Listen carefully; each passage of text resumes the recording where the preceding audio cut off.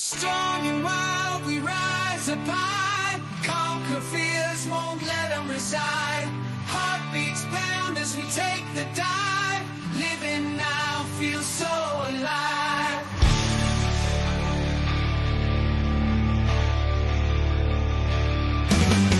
Heart steel veins glowing bright. Fitness gone in the dead of night. Fading game, we got the sight. Crushing finance, career out of sight. Man up now, we own it true. Breaking change, just me and you. Success stories everywhere. Living life beyond compare.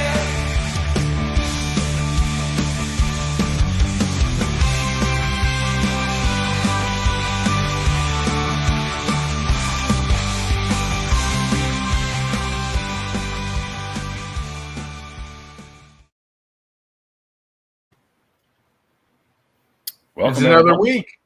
It's another week, and there's another week of nonsense. And Josh, you are, what is it? You're in studio right now because you have nowhere else to go, right? Because your home is burning down. It's definitely feels like that because this is definitely unprecedented times that we're living through here in LA.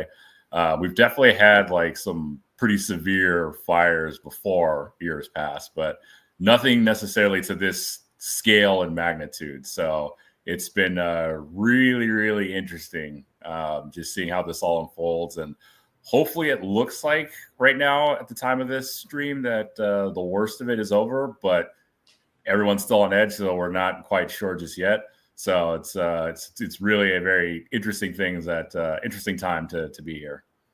Absolutely. And just so everybody knows, Josh's house is not burning down. That's just for dramatic effect. But you did have to evacuate, correct? I wasn't mandated to, but the neighborhoods next to mine were mandated to evacuate. So as a precaution, I wound up just evacuating to go stay with some of my friends quite a distance away. So because you know how things are, like when the order goes out, then suddenly everyone is really scrambling. So you're dealing with, mass congestion, a lot of confusion. So sometimes it's better to, keep ahead of that curve. So if it's like, if 3 neighborhoods away gets an evacuation order, and then 2 neighborhoods away gets an evacuation order, and then the next one gets an evacuation order, it's like, I can kind of see where things are going. So just better to be cautious, which, again, it's really interesting because it's like you're packing up and you're saying to yourself, all right, it's very possible that this could be the very last time that I'm in my house. What are the essential things that I need to take with me or that I can take with me in order to, what's really important? Is it survival? Yes, obviously, but then also things that are of sentimental value. So, you really do go through some really interesting thought exercises when, you're making those types of decisions. Yeah, it's definitely better to be proactive like you are. Even though you didn't have evacuation orders, you went ahead and got out. Growing up in Florida, with hurricanes, we deal with it all the time. And, the general consensus in Florida as a Floridian, hurricanes coming, fuck you, I ain't going nowhere. I'll stay here. And then a big one like Michael hit back in 2018. My dad's house, the back of his house, townhouse was destroyed. Had several friends that lost pretty much everything. But with that mindset of I'm going to ride it out, now you learned, so to be proactive rather than reactive, you did the right thing. Oh yeah. And, it kind of leads into, some of the bigger themes is just like, how do you prepare yourself for potentially literally, the end of everything or disaster or catastrophe? Because, I have friends that quite a few friends that have lost their houses and everything. And I do have some friends that don't know if they have homes to go back to. Because they were evacuated day one and they've got houses in the very affected area. So that level of uncertainty is a really, trying thing. And so, trying to prepare yourself mentally for those type of things. I consider myself very fortunate where everything that's happened again has been so far has generally stayed away from my area. It's gotten very close. But the other side of the equation of that is as well is just there's a lot you have to think about and consider, and the not knowing is always is a really trying thing. Good sir. Huds has a question. Yes. Why, when we met in Maryland, did you decide to go back right before Wildfire? What was that all about? So funny enough, when I left, right, it's like I left one day before the big snowstorms hit out there back east, and so got back into LA. It was like got in on a Sunday. It was great hanging out. Oh, we've got some strong winds. Oh, okay, it's usual this time of year. We get the strong Santa Ana winds, whatever coming, and so then it's like then Sunday is normal, Monday is pretty normal, and then Tuesday it's like Armageddon. So it's like what the hell happened? So yeah, it's pretty wild how half the country is like buried in ice and this half is just kind of lit on fire. But the cool thing I'll say for sure has been just seeing the general amount of outpouring of support from people. So I've had a lot of people check in on me. Let's talk about that. I want you to talk about that and why these people are reaching out to you and the importance of that. Yeah, I mean, the importance of that is just one, when people see the news, right? The news obviously sensationalizes a lot of things. In this case, they aren't that far off because a lot of the damage has been pretty catastrophic and pretty widespread. Like, again, this is one of the largest fires this is the largest fire the city's seen in its history. So it is truly unprecedented. So just the outpouring of a lot of people, one, checking in on me, which, I'm always eternally grateful for. And people offer me, a place to stay, a place to crash. It's like, hey, look, if your house burned down, things happen, like, you're welcome. Come stay with me. Like having that level of support really is quite awesome to see. And in turn, I've been offering that and checking in with pretty much all my friends in my friend group, as well as offering that support. And I probably will be taking on some people to give them a place to stay while either, they're still evacuated and can't return just yet, or if it turns out they just don't have anywhere to go to. So, still waiting to see where things fall on that side of the equation. But, it really does, speak to the, again, quality and caliber of, network where I just have, really awesome, caring individuals that I know, but also just seeing the big, broader support from a lot of people all over the spot. And again, even with the firefighting efforts, right? Like we've had, teams that have come up from Mexico, from Canada, from, Texas. So we've had other states and other communities come and really help us out in our time of need. So that's the cool thing that has been really great to see. And yeah, there's been, some of the like looting and that type of stuff. But, people would think that if you watch just all the news reports, it seems like it would devolve into a Mad Max scenario, which, very fortunately it really hasn't. But, I'd say that the bigger news and story is just how many people have really, come together where it's like either just, going to drop off supplies, whether it's, bringing people into homes or just even just checking in like, hey, there's something that's happening near you. Just want to check in. So I'd say that as bad as this has been, it definitely has shown that when times get really bad, you get to see the best of people really come out and come to the forefront. You get to see the best and the worst at the same time, depending on how they react. And I'd say the worst has been marginally smaller than like the best, which is interesting, right? Yeah.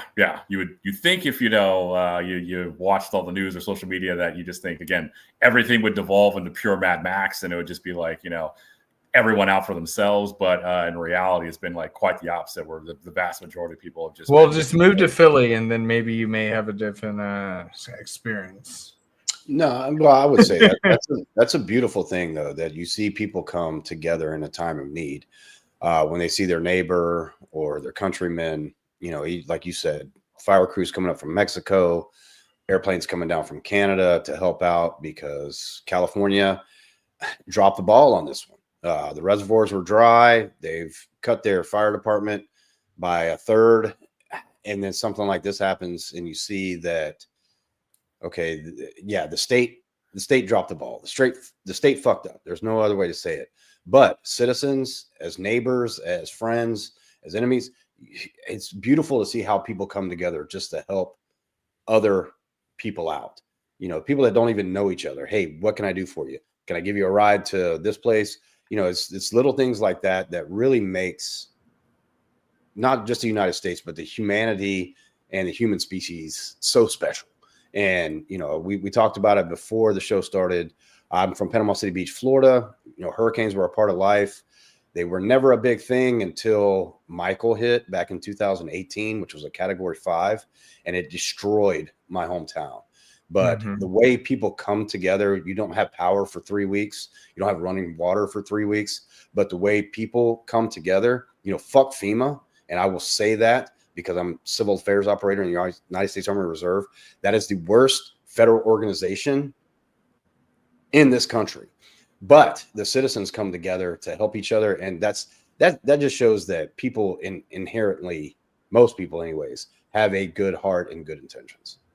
Well, and it's interesting too, right? Because it's like you don't know like when it's sort of your turn, right? Because we're winding the clock back a few months ago, right? And I'm checking in on and offering the support and just trying to see with all my friends that were in North Carolina and everything that was going on there, And then now it's like, oh, flash forward a couple months later, now it's my turn to kind of go through it and go through the runger. So the big kind of takeaway for people is making sure that you're prepared, because if anything, those last like 6 months is showing like, hey, things can happen in your area, no matter where it is. There's always some type of potential, either natural disaster or man-made disaster that can happen or occur.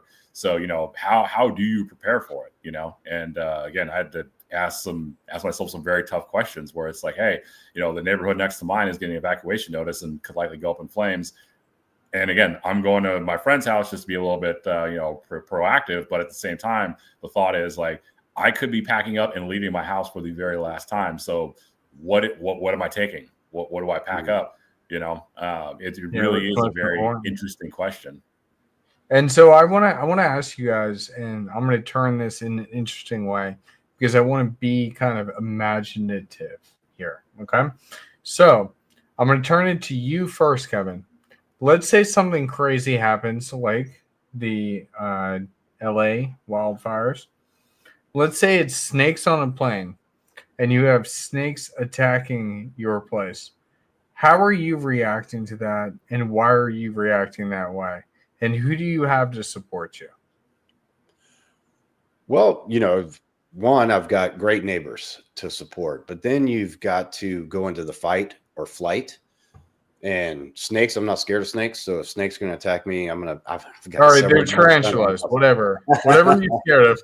No, I was using that facetiously, but I think it's one thing is like Josh said, on the East Coast. Well, of course, we had the hurricanes a couple months ago that destroyed places that never got affected by hurricanes, so it can happen. And then we had the winter storm, and then now in LA you got the fires. So as men, we should always have a plan. A contingency plan.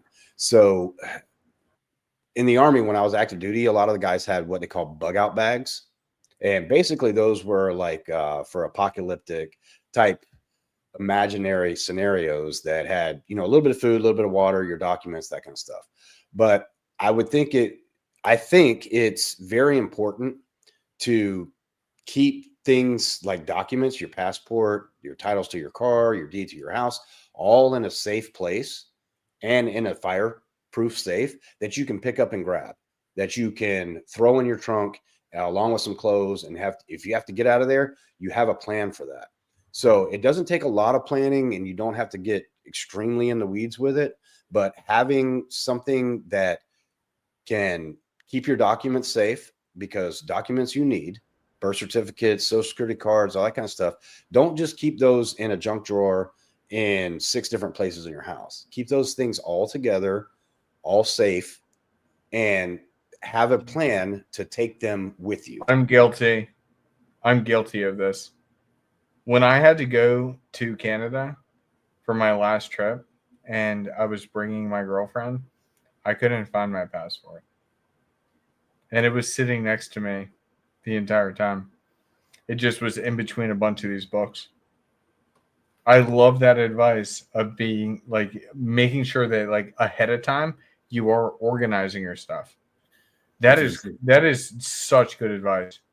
Yeah, which it came in handy because I actually do have a bug out bag where I've got important documents, as well as guns and ammunition, and then some basic supplies and medical kit just ready to go that I can just toss in the car, and then that way you have your survival essentials ready to go. Again, just in case the worst case scenario does happen, right? It's like, hey, I got my survival essentials here, and then you can start thinking about more of the. You realize like what's the top tier priority, right? It's like, oh, absolute pure survival, right, is the number one thing. So you need a little bit of food, a little water, and those important documents, but also some way to potentially defend yourself. And then things like clothes suddenly then become a little bit more down the line. But it's never too early to have some type of emergency bag. So throughout the years, and again, not saying you have to buy everything all at once, like in a panic buy, but throughout the years, right, you just pick up little pieces of things here and there, which one day could very well come in handy. Where it's like I've got full gas mask, steel toe boots, which, as it turns out, in a situation which you might be dealing with a fire where it's super smoky, could actually be a very great help and very good benefit. Because again, you never know. So, stocking up on these types of things little by little, over time, it's just very helpful. And then in case one day you, heaven forbid, you do need it, you're at least ready to go. And you at least, have some stuff that, you'd rather have it and not need it than need it and not have it, as they say. Exactly. Yeah, I was going to say. Oh my God, I love it. Yeah. And, if you're watching this and, you're not really familiar with like bug out bags or how do you equip yourself for a quick evacuation. Yeah, what is a bug out bag? You can a bug out bag is when I was active duty, guys would have like a change of clothes, weapon and ammo. Certain documents would have a couple $100, maybe up to a couple $1,000 in cash, just in case you have to get out so fast that you don't get your wallet and you can't use your debit card. If the power's out, you're not going to be able to use your debit card. So have a little bit of cash. And just certain essential items, but you can go online and Google bug out bag basics, and it'll give you an idea of the types of things that you want to need, all the way down to a mini fishing rod with fish hooks. So that way, if it really goes down at the end of the day, if you're hungry and you don't have any money or there's no food to be got, you can stop by a stream, stop by a local lake, and throw out a casting line, catch you a little bass or a little brim, and cook them up. Matches it sounds primitive, but like Josh said, I'd rather have that stuff in place and not need it than need it and not have it and just be lost in the sauce like everybody else. Because that's what 90% of the people are going to be in a situation like this. They're going to be totally oblivious and then begging you to help them. And I would rather be able to help them than need the help from somebody else. Well, you did hear that Joe Biden graciously is giving $770 to everybody affected by the California wildfires. That is the biggest. Isn't that enough? Joke I've ever heard. Well, we got to send billions of dollars overseas, right? So it's Well, hold on. Ukraine did say that they would send, I think it was like 150 or maybe it's 350. I think it's 150. 150 firefighters to help us in this fight against the California wildfires. So I guess that's the payback on our investment. That's. I'm not getting political, but like Jesus fucking Christ. Well, all jokes aside on that shows you why don't depend on the government. Just like the Hawaii fires that happened a few years back. Be prepared. These were, they weren't prepared, but then the president is going to go and say, we're going to give you a one-time payment of $700 when they just lost the house that their family had for 9 generations. And I remember seeing, videos of people take that $700 and shove it up your ass. Joe Biden. It's going to be interesting to see. Well, it's going to be really interesting to see what happens with, the heads that need to be put on pikes right after the fallout of this, and like seeing how the dust settles, because there's going to be a lot, to California's credit, despite how mismanaged I think it can be run sometimes, right? I think the sheer scale of this fire, even if we had the ideal scenario in place, just the sheer scale of this fire alone would have caused very drastic, very significant damage. Like Palisades most likely was going up there. There's kind of nothing to really stop that. So, to be fair, that for sure is a big factor. Now, there are a lot of other factors, though, such as, the fact that we don't have as many reservoirs. Like we've spent a ton of money or proved a ton of money to be spent on having reservoirs built, and we haven't built one in the last 10 years. A lot of other resources, water resources and firefighting related resources, as well as clearance measures and things like that the fire department has been pretty vocal about getting funds allocated for, but also just, again, getting more resources for, have kind of been pushed towards the wayside. So there is going to be a lot that's going to be called into question. So there's going to be a really interesting to see what happens with all of the fallout and unintended consequences where, it may sound crazy, but you may see California flip from blue to red for the first time ever in backlash response to this. Or you may see, potentially the Los Angeles losing its 2028 Olympic hosting duties, because try and manage preparing for the Olympics while rebuilding from this, it's very well possible. So there's a lot that could potentially happen, but people definitely are, if you're frustrated with leadership, when things like this happen, suddenly every frustration comes under a very, very intense microscope. So, and again, that's not to mention just all the other things that are going to happen where, insurance, right? There was a reason that 6 months ago, State Farm was canceling a lot of fire insurance coverage policies because they were doing their assessment. They're saying, look, it's just way too risky. We can't possibly insure it.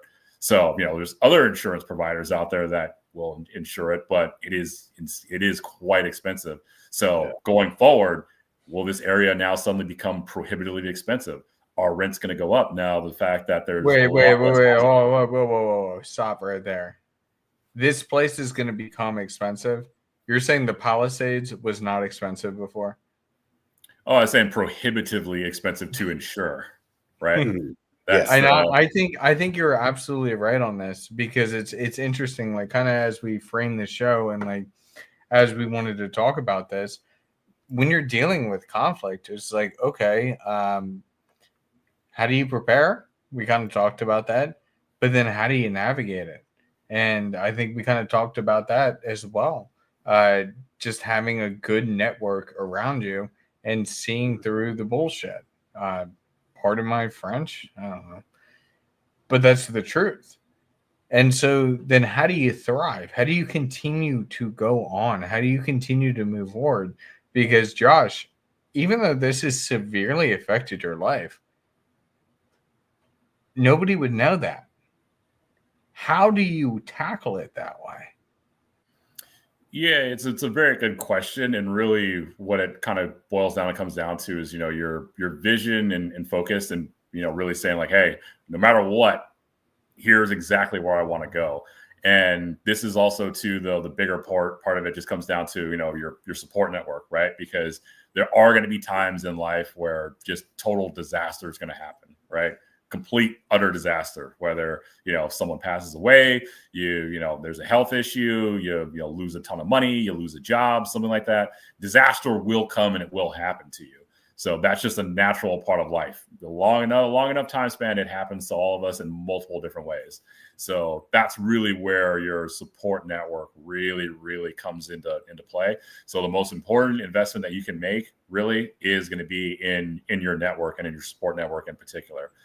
Because again, these are the people that are going to, help you out when you're really down and low and in a rut. Or again, if you don't have your house burned down, you have nowhere to stay, they'll give you shelter. So you really, really need to invest in your network. That is the number one way in which you can navigate this. And then two is just understanding that, hey, look, no matter what happens, ultimately I have to live my life and I have to put my best foot forward in order to get where I want to be. No one else can do it for me. So, it's one thing if my house burns down, but it's another thing if, my house burns down and I just stay on my friend's couch for a year, depressed, feeling super sorry for myself. not actively trying to rectify my situation, right? So life is always going to throw things at your way that's, going to kind of kick your ass or, knock you down. But the important thing is that you really do need to stand up on your own 2 feet. You got to keep getting back up and keep moving forward. And so, hopefully I can be there for a lot of people that I know, because again, I've got a lot of friends that have lost their houses, lost everything. And right now I have other friends too that just, again, they don't know what the extent of, their situation is. Like, they just know, hey, we got evacuated last week. Our house may not be there. It could be there. So again, they've got to make those preparations for, all right, worst case scenario, we don't have anything. How do we figure it out? So, having that support network in place, but also just keeping focused on how you move on and really being resilient.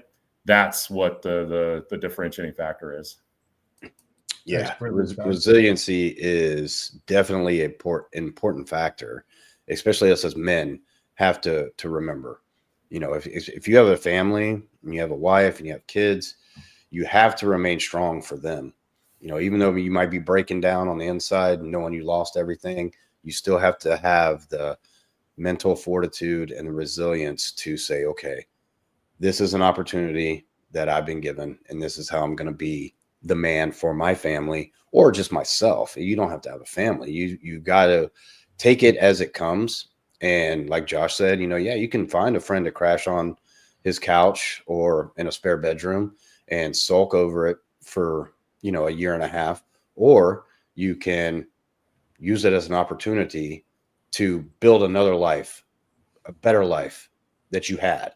And having a network is great. Like just say us three, Huds is in Philadelphia. He could have a snowstorm that knocked out everything. He has a friend like me that he can come and live in my house until he gets back on his feet. Or if Josh has an earthquake that does level his place, he has a place, like he has a friend like Huds. He has a place to go to where we can support each other and get ourselves back on our feet. And likewise, if something happened here, I know I got friends that it wouldn't be a burden for me to go rebuild with them. So I want to tell you guys a story. I'm sorry, Kevin. I don't mean to cut you off, fine, because you're 100% correct. Because I think back about this, it happened in high school. I got into a fight. It was so fucking dumb, and I won't even get into details. But I got into a fight that my dad later apologized to me about. But he did. He kicked me out of the house, and I didn't know what to do. And my closest friend at the time, I hit him up, and boom, I ended up being on his couch in the basement for 3 days. It's so weird and wild to think about, sleeping on somebody else's couch in their childhood home. And this is a divorced family as well. So you can just imagine the weirdness about everything. But it's because I had a good network, a network of people that cared about not just me and not just them. They cared about us as a collective. And I think that that's why we want to talk about topics like this, because it's very important to understand the power of having like-minded individuals come together to really excel and be whoever they want to be in life. And you get to choose that. And if you don't want to go a certain direction, nobody told you you had to. But what's beautiful is having those that you can rely on, so that wherever you want to go, whether you want to be somebody like Amelia Earhart and go out and try and create that first transatlantic trip, or if you want to be what is it? Is it called the Expedition? I can't even remember. The ship that tried to travel through the Antarctic, and then they crashed, and then they somehow survived for 3 to 4 months before finally being rescued through good leadership. Jesus Christ, I gotta look that up. Is it the Expedition? Is that what it's called? I gotta look that up, because if you guys want to understand what it really means to have the right people by your side, it's those that want to be on a team. If you live life alone, you're never going to make it there. I'm gonna look up this story and share it with you guys, and please go ahead and look at it watch and understand the documentary on this because it really is fascinating. And that's really what we do here at Venom Now is ensuring that we have the right communities to deal with all types of problems. Yeah, and you touched on a good point, Nuts, when you are HUDs and Kevin, when you talked about having the inner strength and resiliency, especially like for others, because a good story on that front from this is I've got a very good friend of mine from college, and exactly 4 weeks ago we were celebrating his birthday at a winery in Malibu that has now since burned down to the ground, and he's got a family, and he's got a company that he's run that he's been building. And so, he's one of those that just doesn't know if he has a house to go back to. Sorry. It's called the Endurance. Go on, Josh. So my friend who's not, unsure if he's got a, house or anything to go back to. But, we've been, had a conversation, and then I've been seeing, his personal updates that he's been posting for his business where he's like, hey, yeah, like, I'm in this situation, but there's a lot of big commitments and things that I've been trying to move forward on this front. So these things are still continuing. So, still got to keep pushing through and still got to keep servicing things. So, being able to have that level of, strength and focus, because he's got a lot of people that, work for him and depend on him. So, despite being in a situation where, he may be losing a lot, or again, just having that uncertainty, because again, he's working out of a hotel, but being that focused on it, where again the world around him is kind of falling apart. That to me is a really great example of leadership and resilience, where for a lot of people it's like, well, I can't come into work today because even though the fire is 50 miles from my house, I just I'm distracted or can't think or focus on this. So, being able to, again, maintain that sort of strength and resiliency is, something that will really push you to excel in life. Mm-hmm. So how do you develop some of those strong connections in the same way that I believe that we have a very strong connection here? And I know that all of us have a very strong connection with those in the community. And we just came from the Dragons meeting. I have a strong affinity to a lot of those guys as well. How do you develop that? How do you find that? I mean, you find your tribe by being able to, see people that want to, sometimes share similar, values and whatnot, but really just, being genuine and adding authentic value, and genuine is always the most number one thing. Because again, you could be a value add individual, but if you're disingenuous, then you're going to rub a lot of people the wrong way. So, being very genuine and just understanding people that are like, hey, on your same similar wavelength, and then the value it is. And sometimes people think it's like, oh, I have to bring like business expertise or financial value or X, Y, or Z. Sometimes just being a cool person that has, good company and good energy about you, that's value in and of itself, because, that can be very rare. And there's a lot of friends that I've met and became good friends with that, were so much more financially affluent than me, where it's like, I don't see there's any potential value I could possibly offer. Like, no, dude, you're just a good dude, man. You'll find it and you'll figure out your way. So, being able to just, again, provide that just genuine authenticity, that speaks a lot to kind of your character. And that's something that people really resonate with. So if you feel like you have no other value or whatever to possibly offer out there, at least start with that at the basic, and you'll find that people are very, very positive in their response to it. Mm-hmm. Yeah, being genuine is probably the most important thing. We can talk a lot about it, and that's where social media kind of threw a curveball into everything, because a lot of people, especially 10 years ago when Facebook and all that was kind of, people cared more about having 1,000 friends than they did about anything else. But then you think about it, okay, out of these 1,000 friends, how many can I call at 4 o'clock in the morning because my flight got canceled from RDU and it'd be an hour and a half drive, that they show up to pick me up because I Ubered there and I couldn't get one? The best way to be genuine is to be in a tribe that anyone that you call, if they can go, they will come pick you up, and vice versa. If somebody calls you, you go and pick them up. Just like it was kind of impromptu. you know, with you being on the East Coast and Alex being in Philly, me being in North Carolina, we made it happen because we knew that was going to be one of the only times probably this year that we could get together. So we didn't say, oh, it'd be nice to get together. And we're going to fucking do it. And we did it. And we had a great time. We had a great weekend. And that's what being genuine is all about. Not to say, okay, well, if you're ever out here, give me a call and I'll see if I can make it. No, we made it happen. And I think that's really part of being a genuine person. You know, just like we've met one of our members, everybody but Alex, in Dallas, because we were there. You know, we were there. We made it happen, even though he's 30 minutes outside the city.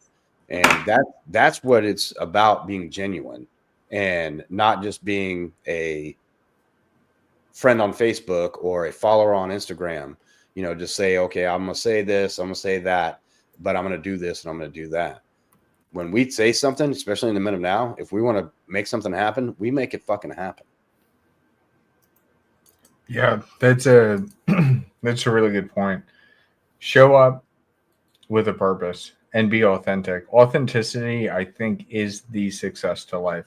And for whatever reason, we are losing that nowadays. And I just have to say personally, in my life, as soon as I became exceptionally authentic in how I handle things and how I spoke to people and standing by what I believe in, everything just seemed to get easier. It just seemed to get better. I don't think that that's by accident. I think it's because it's actually the way to live life. So that's a fantastic point that you had just brought out there, Kevin. All right. You know, we got a comment here from Andrew, and we talked about this earlier. You know, okay, yeah, I get it. You know, $23 million mansion burnt down. You know, GoFundMe, help me out. But it's not about the money of what they lost. They lost everything that they ever had. Whether I was a billionaire or lived in a trailer park, it's still going to be life-changing to lose everything I have, you know, because maybe that $23 million mansion was mortgaged, that $200,000 Lambo was on a car note. You know, I mean, it's not about rich people losing their houses. So who gives a fuck? Because it would be the same. There's still fucking people too. I don't understand why we're taking it. So you're not taking that direction. I mean, I get where you're coming from, but it's comments like that they're not saying help my $23 million mansion. They're saying help, I can't get out because my road's blocked by fire and my family might die. You know what I mean? So I get where you're coming from, and there's a lot of people in America that feel that way because it's Palisades and it's Malibu. But at the end of the day, it's humans and it's other men and it's other people that have lost everything that they've ever had, whether it's a $23 million mansion or a $15,000 trailer. It shouldn't matter, you know. So I mean, let's get off that. I'm not shaming you, brother, but let's get away from that attitude of, okay, well, they had this much, so it's insignificant. They're still people too, man. They lost their stuff, and yeah, you know, they lost their livelihood. Yeah, it's just, you know, again, I have a friend that could qualify in that, you know, comment where it's like, you know, he's lost his house and his Ferrari burned up too. And it's like, if you knew the amount of work he put in to get to that point, and the fact that, you know, the house that he was raising his daughter in is now burned down, and the fact that, you know, his car, which he really liked and really loved and worked really, really hard to get, is gone. It's easy to lose sight of the empathy side of the equation, where you just see like, oh, it's this really expensive thing and everyone's got a lot of money. But, you know, to your point, on the outside of that, one, a lot of it's not what it seems, because there's a lot of people that have lived there for, you know, 30, 40 years. And, you know, when they bought their houses, they weren't $20 million, you know, it was just cheap, way cheaper back then, a different market. But, you know, it's on the human level. It doesn't matter how much money you have or how little money you have. You know, if you have something and you lose kind of everything, you know, it royally sucks, and it's a really challenging time. So, you know, definitely encourage everybody out there to not get so caught up in the the numbers of stuff, but look more at the more human aspect and human element of it. Yeah. Because, and that's the only point I was trying to get across, yeah, Andrew. which I get you and and understand. Yeah. So I mean, just and that's the thing, is because it's easy to say, oh, that was a millionaire's property, it doesn't matter, but here's the thing, it's going to take them 5 years to get the permits to even rebuild that property. So who knows whose situation. But I get where you're coming from, but I want you to understand too that sometimes we got to look past the physical and the superficial part of it. And just remember, man, I mean, whether it's my house here in North Carolina or a mansion up in the Hamptons, man, it's still losing everything. So let's just have a little bit more empathy for the people that are going through this right now. But, on the sort of positive note, kind of my final thought here is that, again, when it could have very easily devolved into sort of a Mad Maxian dystopian type scenario, definitely been very overwhelmed. Just, being here, seeing like the vast majority of people coming out to really, pull together and help and support each other. And so it's been great. I've seen some people too that have lost their houses as well, but they're still just like, hey, look, my house is gone. There's nothing I can do about it. Who can I help right now? Well, to get through this. So, just seeing the resiliency of a lot of people, but also just seeing like how well they come together to help each other out. It's definitely something that's been really cool and very profound to see. Yeah. Yeah. And it's not over yet. These fires aren't out. Not over yet. So not over yet, man. See what the aftermath and what shakes down. We may have to do like a follow-up on like the aftermath of it all. But, just again, everybody kind of, take heed and take notice, because again, it was only a few months ago where, again, I was watching on the TV and news and everything, seeing what was going on with my friends in North Carolina, and and trying to offer what help and support that I could then. And now it's like, hey, it's kind of my turn to go through it. So you never know when it's going to be your turn. Yeah, right. I hope everything works out great for you, buddy. I hope nothing. I hope they get it contained. I hope they get put out, and we can move on from this. But really appreciate you guys, man. Love being a part of this community and love being a leader of this community. It's fucking great. Don, appreciate the support from you guys as well too. So, and for putting out this stream and everything. So, it's definitely been awesome. So, if you guys are interested, we are definitely, going to be reopening enrollment pretty soon. But we got what was it? We got like a week or two before enrollment opens up again. So something like that, yeah. So it should be cool, but when we get to that, it should be cool and fun. But again, we all kind of go through this. So the fact that my guys in the community have come out to help show me their support, has been fantastic. And just again, hell, Josh, hold on, let's pull this back for a second.